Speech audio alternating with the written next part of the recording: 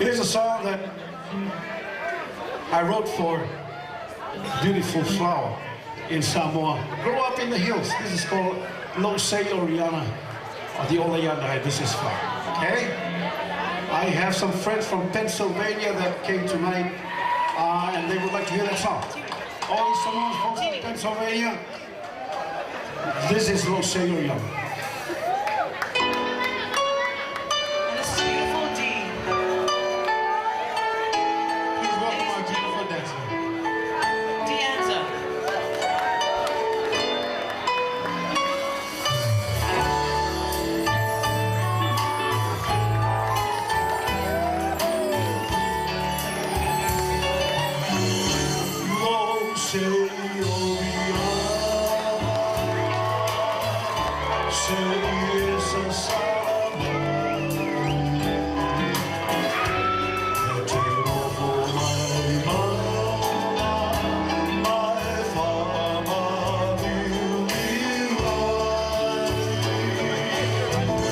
Ciao!